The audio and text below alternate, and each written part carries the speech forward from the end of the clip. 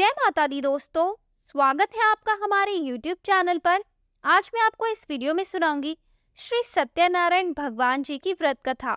इसे पढ़ने और सुनने मात्र से ही व्यक्ति की सारी मनोकामनाएं पूर्ण हो जाती है, उसके सभी कष्ट दूर हो जाते हैं और उसे मोक्ष की प्राप्ति होती है। इस पावन कथा के महात्म्य का वर्णन शब्दों में कर पाना अत्यंत कठिन है। पूर्णिमा के दिन सत्यनारायण भगवान की पूजा इस कथा के बिना अधूरी है। तो आइए करते हैं इस कथा का प्रथम अध्याय प्रारंभ।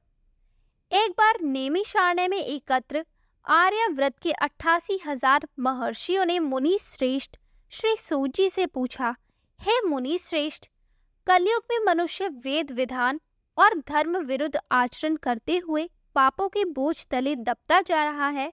अतः हे मुनि श्रेष्ठ, मनुष्य के कल्याण हेतु कोई ऐसा उपाय बताइए जिससे मनुष्य को पुण्य लाभ मिले। तब श्री सूत जी बोले, हे ऋषियों, आपने विश्व कल्याण के लिए उत्तम प्रश्न किया है। अब मैं उस मंगलकारी व्रत कथा का वर्णन करूंगा जिसके संबंध में एक बार ब्रह्मश्री नारद जी ने भी भगवान लक्ष्मी नारायण से पूछा था और उन्होंने नारद जी से जो कथा कही थी, आप उसे सुने। ब्रह्म ऋषि नारद जी मानव कल्याण की इच्छा से विभिन्न लोकों का भ्रमण करते हुए पृथ्वी लोक में पहुंचे। वहां अपने अपने कर्मों के अनुसार लोगों को दुखों से पीड़ित देखकर वह बहुत परेशान हुए और मन में विचार करने लगे कि इन प्राणियों के दुख का निवारण कैसे होगा। जब वह कोई उपाय न सोच सके तो विष्णु भगवान से मिलने पहुंच गए। वहां नारद जी ने श्वेत वर्ण और 4 भुजाओं वाले शंख चक्र गदा और पद्म से सुसज्जित भगवान विष्णु की स्तुति करते हुए कहा, हे नारायण, आप सर्वशक्तिमान व सृष्टि के पालन करता है। आपका कोई आदि मध्य और अंत नहीं है। आप सृष्टि के कण कण में व्याप्त हैं और अपने भक्तों की मंगल कामनाएं पूरी करने वाले हैं। मैं आपको नमन करता हूँ। नारद जी की स्तुति सुनकर भगवान विष्णु बोले, हे मुनिवर, आप मुझे अपने यहाँ आने का कारण बताइए। तब नारद जी ने कहा, पृथ्वी लोक के प्राणी अपने अपने कर्मों के अनुसार विभिन्न योनियों में रहते हुए दुखों से पीड़ित हैं। मुझ पर कृपा करते हुए कोई ऐसा उपाय बताइए जिससे उनके दुखों का नाश हो सके। इसके उत्तर में भगवान विष्णु बोले, हे नारद, अब मैं ऐसे व्रत का वर्णन करने जा रहा हूँ जिसे करने से विश्व के सभी स्त्री पुरुषों को पापों से मुक्ति मिलेगी और निर्धनता नष्ट होने से मनुष्य आनंद पूर्वक जीवन यापन करेगा। श्री सत्यनारायण भगवान के इस व्रत को करने से जातक की सभी मंगल कामनाएं पूरी होंगी। नारद जी ने जब व्रत हेतु विधि विधान की जानकारी चाही तो श्री नारायण बोले, मन से, वचन से और कर्म से शुद्ध होकर मनुष्य भक्ति एवं श्रद्धा भाव से किसी भी दिन यह व्रत कर सकता है। इस व्रत में नैवेद्य आदि भक्ति भाव से अर्पित कर ब्राह्मणों को भोजन कराने व दक्षिणा देने से सभी सुखों की प्राप्ति होती है। इस प्रकार सत्यनारायण भगवान की आराधना से सभी कष्टों से मुक्ति पाकर मनुष्य धन से संपन्न व सुखी होकर आनंद पूर्वक जीवन व्यतीत करता है। यहाँ होता है प्रथम अध्याय समाप्त। आइए करते हैं इसका द्वितीय अध्याय प्रारंभ। श्री सूत जी बोले, हे ऋषि मुनियों, अब मैं आप सबको उस निर्धन ब्राह्मण की कथा सुनाने जा रहा हूँ जिसने श्री सत्यनारायण भगवान का सबसे पहले व्रत किया था। प्राचीन समय में वह निर्धन ब्राह्मण काशी में रहता था। भिक्षा मांगकर वह अपना जीवन यापन कर रहा था। ब्राह्मण की दुर्दशा देखकर ब्राह्मणों से प्रेम करने वाले श्री सत्यनारायण भगवान ने एक बूढ़े व्यक्ति का रूप परिवर्तित कर उसके पास जाकर आदर से पूछा, हे ब्राह्मण देवता, तुम इस तरह घर घर भिक्षा मांगकर अनेक कष्टों को सहन करते हुए कैसे जीवन यापन कर रहे हो? दरिद्र ब्राह्मण ने कहा, हे मित्र, आय का कोई साधन न होने के कारण मैं भिक्षा मांगकर अपना जीवन यापन कर रहा हूँ। निर्धन ब्राह्मण की बात सुनकर बूढ़े व्यक्ति ने कहा, हे मित्र, श्री सत्यनारायण भगवान का व्रत करने से सभी कष्टों का निवारण हो जाएगा। श्री सत्यनारायण भगवान की पूजा आराधना करने से तुम्हारी सभी मनोकामनाएं पूरी होंगी और तुम्हारे घर में धन संपत्ति की वर्षा होगी। ब्राह्मण को व्रत करने की विधि बताकर सत्यनारायण भगवान अंतर्ध्यान हो गए। निर्धन ब्राह्मण ने बूढ़े व्यक्ति द्वारा बताए व्रत को करने का निश्चय किया। उस रात उसे नींद नहीं आई। वह व्रत करने के बारे में ही सोचता रहा और रात भर श्री सत्यनारायण भगवान का स्मरण करता रहा। प्रातः उठकर श्री सत्यनारायण भगवान का व्रत रखने का निश्चय करता हुआ निर्धन ब्राह्मण भिक्षा मांगने के लिए निकल पड़ा। उस दिन ब्राह्मण को भिक्षा में बहुत धन मिला। घर लौटकर उसने अपने आसपास के लोगों के साथ श्री सत्यनारायण भगवान की पूजा करने व उन्हें व्रत कथा सुनाने के बाद सभी को प्रसाद देकर स्वयं भी प्रसाद ग्रहण किया। कुछ ही दिनों में ब्राह्मण की निर्धनता दूर हो गई। उसके घर में धन धान्य की वर्षा होने लगी। हे श्रेष्ठ मुनियों, अब मैं आपको उन लोगों की भी कथा सुनाता हूँ जिन्होंने उस ब्राह्मण से श्री सत्यनारायण भगवान की व्रत कथा सुनकर यह व्रत किया और उनके कष्ट दूर हुए।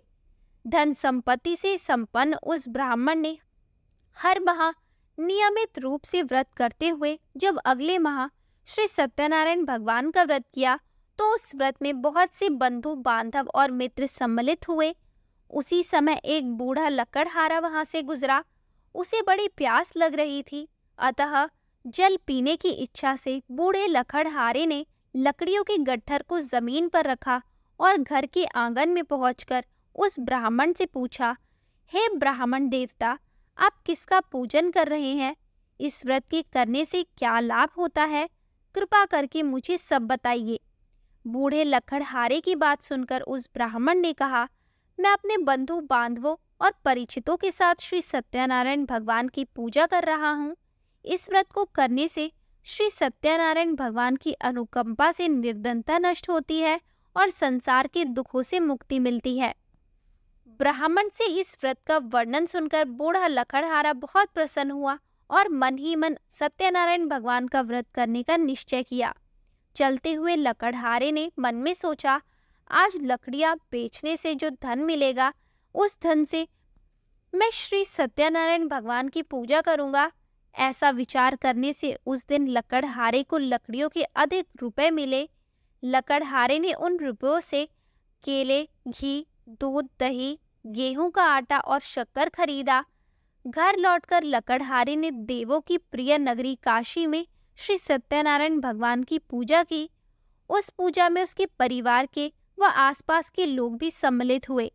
श्री सत्यनारायण भगवान की पूजा और व्रत कथा सुनने के बाद लकड़हारे ने प्रसाद बांटकर स्वयं भी प्रसाद ग्रहण किया। सत्यनारायण भगवान की अनुकंपा से लकड़हारे के घर में धन धान्य की वर्षा होने लगी। उसकी निर्धनता दूर हो गई। श्री सत्यनारायण भगवान की पूजा करते हुए लकड़हारा आनंद पूर्वक जीवन यापन करता हुआ अंत में मोक्ष को प्राप्त कर वैकुंठ धाम को चला गया। तो यहाँ होता है द्वितीय अध्याय समाप्त। आइए अब करते हैं तृतीय अध्याय को प्रारंभ। इस अध्याय में श्री सूत जी बोले, हे ऋषि मुनियों, अब मैं आपको आगे की कथा सुनाता हूँ। प्राचीन समय में कनकपुर में उल्कामुख नामक एक बुद्धिमान तथा सत्यवादी राजा राज्य करता था। वह प्रतिदिन मंदिर में जाकर श्री सत्यनारायण भगवान की पूजा करता था और निर्धनों को अन्न, वस्त्र और धन दान करता था। उसकी पत्नी सुभद्रा बहुत सुशील थी। वे दोनों हर महीने श्री सत्यनारायण भगवान का व्रत करते थे। श्री सत्यनारायण की अनुकंपा से उनके महल में धन संपत्ति के भंडार भरे थे। उनकी सारी प्रजा बहुत आनंद से जीवन यापन कर रही थी। एक बार राजा और रानी बहुत से लोगों के साथ जब भद्रशीला नदी के किनारे श्री सत्यनारायण भगवान की पूजा कर रहे थे तो नदी के किनारे एक बड़ी नाव आकर ठहरी। उसी नाव में एक धनी व्यापारी यात्रा कर रहा था। वह बहुत सा धन कमाकर अपने नगर को लौट रहा था। उसका सारा धन उस नाव में रखा हुआ था। नाव से उतरकर व्यापारी राजा के समीप पहुंचा। राजा को पूजा करते देख उसने कहा, हे राजन, आप इन सब लोगों के साथ मिलकर किसकी पूजा कर रहे हैं? इस पूजा के करने से मनुष्य को क्या लाभ होता है?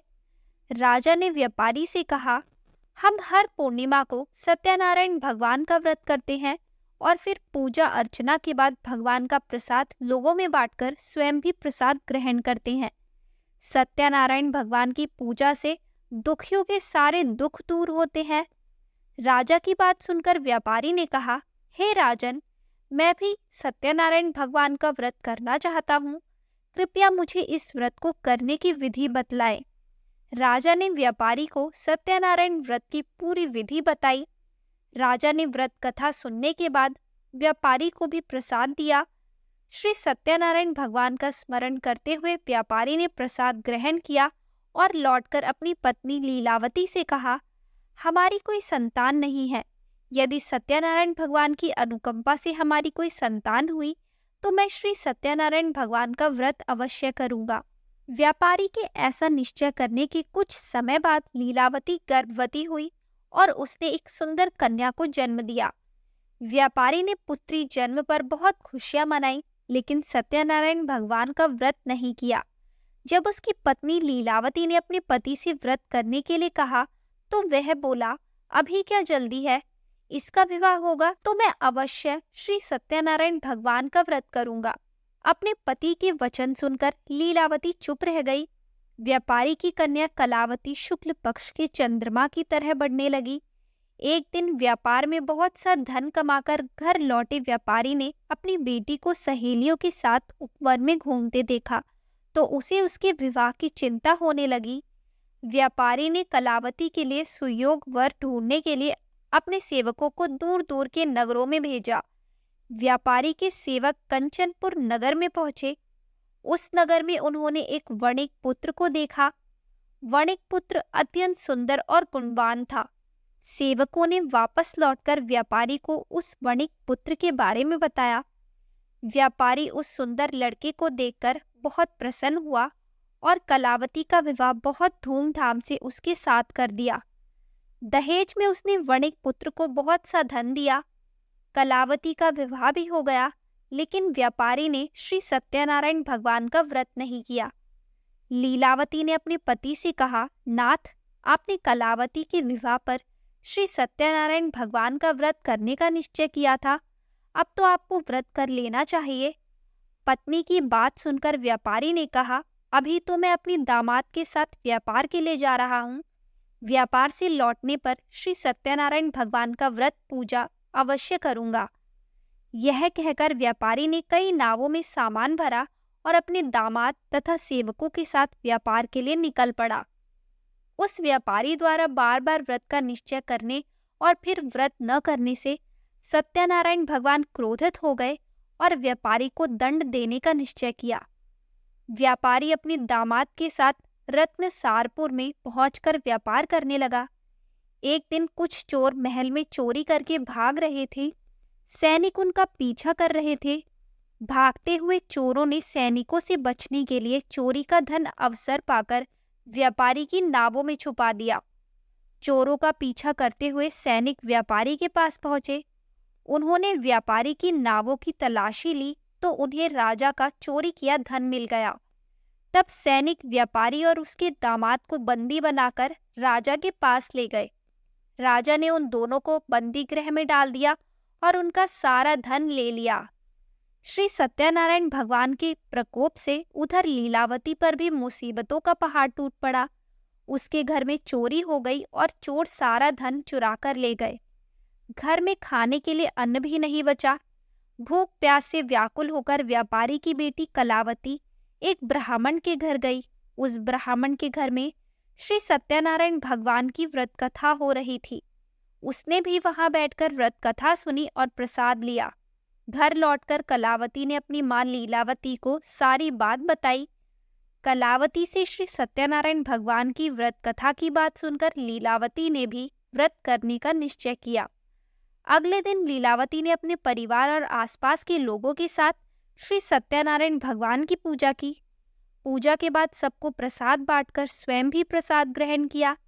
लीलावती ने अपने पति और दामाद के घर लौट आने की मनोकामना से श्री सत्यनारायण भगवान का व्रत किया था।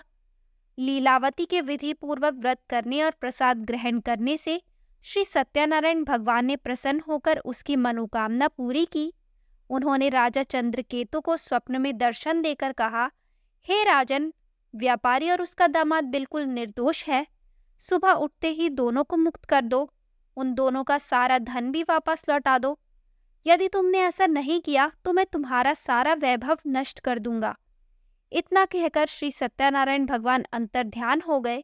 प्रातः होते ही राजा चंद्रकेतु ने अपने मंत्रियों और राज्य ज्योतिष को रात के स्वप्न की बात बताई तो सबने व्यापारी और उसके दामाद को छोड़ देने के लिए कहा।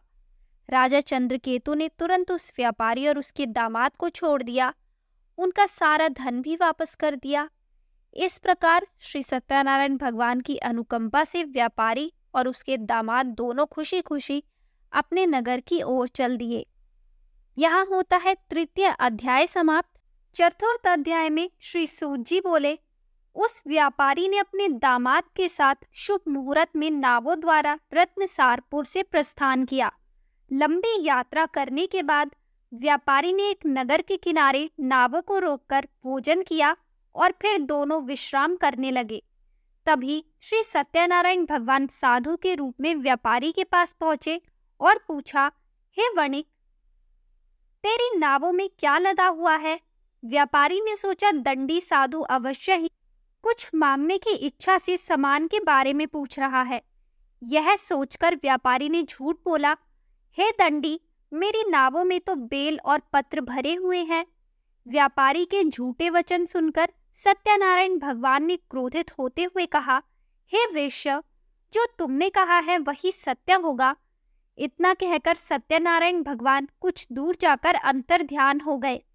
उधर व्यापारी दंडी साधु को वहां से खाली हाथ लौटाकर बहुत प्रसन्न हुआ। लेकिन जब व्यापारी ने अपनी नावों में बेल और पत्र भरे हुए देखे तो वह विलाप करने लगा और अपने झूठ बोलने पर प्रायश्चित करने लगा। रोते रोते व्यापारी मूर्छित हो गया। कुछ देर बाद जब उसकी मूर्छा नष्ट हुई तो उसके दामाद ने कहा, आप दुखी मत होइए, यह सब उस दंडी साधु के श्राप के कारण हुआ है। अब वही साधु हमें इस विपत्ति से छुटकारा दिला सकते हैं। दामाद के वचन सुनकर व्यापारी दंडी साधु की तलाश में चल दिया। कुछ देर ढूंढने पर उसे एक वृक्ष के नीचे दंडी साधु के रूप में सत्यनारायण भगवान मिल गए। व्यापारी ने दंडी साधु के चरणों में गिरकर क्षमा मांगी। दंडी स्वरूप सत्यनारायण भगवान बोले, हे वणिक पुत्र, तेरे झूठ बोलने के कारण ही मैंने तुझे दंड दिया है। तूने बार बार मेरी पूजा करने के लिए कहा, लेकिन कभी पूजा की नहीं। व्यापारी ने तब हाथ जोड़कर कहा, हे भगवान, आप तो दीन दुखियों के कष्ट दूर करने वाले हैं, मेरी इस गलती को भी क्षमा करें। आपके रूप को तो ब्रह्मा भी नहीं जान पाते, फिर भला मैं अज्ञानी कैसे आपकी लीला को समझ पाता। अब मैं जीवन में कभी झूठ नहीं बोलूंगा, सदैव श्री सत्यनारायण भगवान का व्रत और पूजा किया करूंगा। आप मुझ पर अनुकंपा करें। व्यापारी की क्षमा याचना सुनकर दंडी साधु ने उसे क्षमा कर दिया। उसी समय व्यापारी की नावों में भरे हुए बेल और पत्ते धन धान्य में परिवर्तित हो गए। व्यापारी ने अपने सेवकों के साथ अगले दिन श्री सत्यनारायण भगवान का व्रत करके उनकी पूजा की। सबको प्रसाद वितरित करने के बाद स्वयं भी प्रसाद ग्रहण करके व्यापारी अपने नगर की ओर चल पड़ा। अपने नगर में पहुंचकर व्यापारी ने एक सेवक को अपने घर भेजा। सेवक ने लीलावती को सूचित किया। उस समय लीलावती और कलावती दोनों श्री सत्यनारायण भगवान की पूजा कर रही थी। पति और दामाद के लौट आने का समाचार सुनकर लीलावती ने पूजा पूरी करके प्रसाद ग्रहण करने के बाद कलावती से कहा, बेटी, मैं नदी किनारे जा रही हूँ, तू भी प्रसाद ग्रहण कर शीघ्र ही आ जा।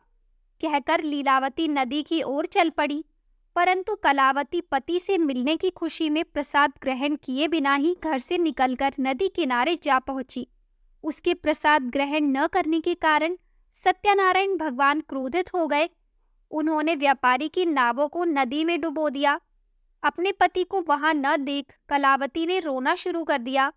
तब व्यापारी ने कहा, पुत्री, अवश्य ही तुझसे कोई भूल हुई है, इसलिए श्री सत्यनारायण भगवान ने तुझे दंड दिया है। तब व्यापारी ने सत्यनारायण भगवान से प्रार्थना की, हे भगवान, मेरे परिवार के किसी स्त्री पुरुष से यदि कोई भूल हुई हो तो उसे अवश्य क्षमा कर देना। तभी आकाशवाणी हुई, हे वणिक पुत्र, तेरी कन्या मेरा प्रसाद ग्रहण किए बिना ही चली आई है। यदि अब घर पहुंचकर तेरी कन्या प्रसाद ग्रहण करके वापस आए तो उसे अपने पति के दर्शन होंगे। कलावती ने वैसा ही किया। उसके प्रसाद ग्रहण करके वापस लौटने पर नावें जल के ऊपर आ गई। दामाद भी सुरक्षित नदी से निकल आया। घर लौटकर व्यापारी ने अपने परिवार के साथ मिलकर विधि अनुसार श्री सत्यनारायण भगवान की पूजा की। उसकी सभी इच्छाएं पूरी हुई। यहाँ होता है चतुर्थ अध्याय समाप्त। अब करते हैं पंचम अध्याय को प्रारंभ। श्री सूत जी बोले, हे ऋषि मुनियों, मैं और भी कथा सुनाता हूँ। कौशलपुर में एक राजा था तुंगध्वज। प्रजा उसकी छत्र छाया में आनंद पूर्वक रह रही थी। राजा तुंगध्वज अपनी प्रजा के सुख दुख का बहुत ध्यान रखता था, लेकिन एक बार उसने सत्यनारायण भगवान का प्रसाद ग्रहण नहीं किया। तब श्री सत्यनारायण भगवान ने राजा को प्रसाद ग्रहण न करने का दंड दिया। एक दिन राजा तुंगध्वज जंगल में हिंसक पशुओं का शिकार करने निकला था।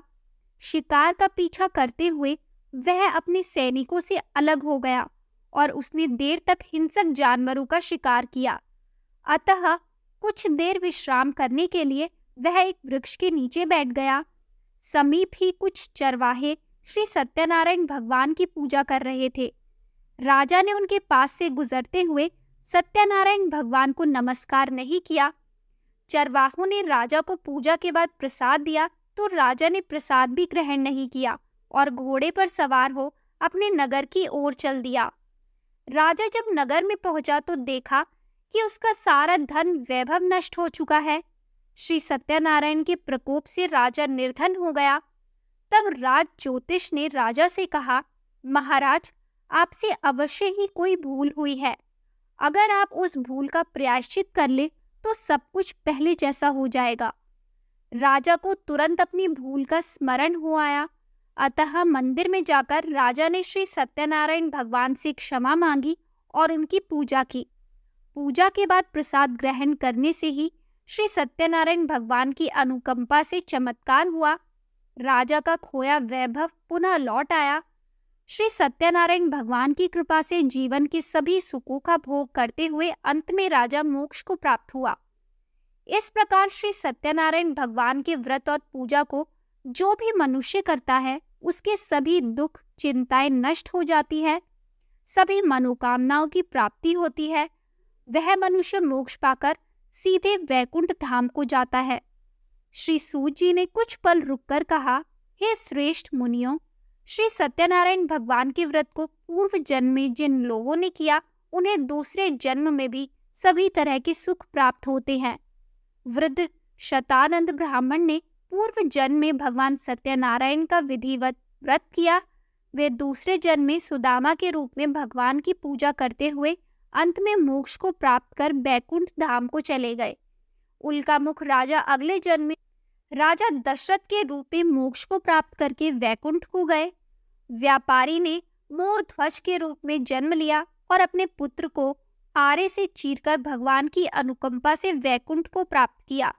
राजा तुंगध्वज अगले जन्म में मनु के रूप में जन्म लेकर सत्कर्म करते हुए मोक्ष को प्राप्त कर वैकुंठ धाम को चले गए। हे ऋषि मुनियों, श्री सत्यनारायण भगवान का व्रत और पूजा मनुष्य को सभी चिंताओं से मुक्त करके अंत में मोक्ष प्रदान करता है। यहाँ होता है पंचम अध्याय समाप्त। तो दोस्तों, ये थे श्री सत्यनारायण भगवान की व्रत कथा के सभी अध्याय। आपको ये वीडियो कैसी लगी हमें कमेंट करके ज़रूर बताएं। हमारी आने वाली सभी वीडियोस को देखने के लिए हमारे चैनल को सब्सक्राइब करें और शेयर करना ना भूलें।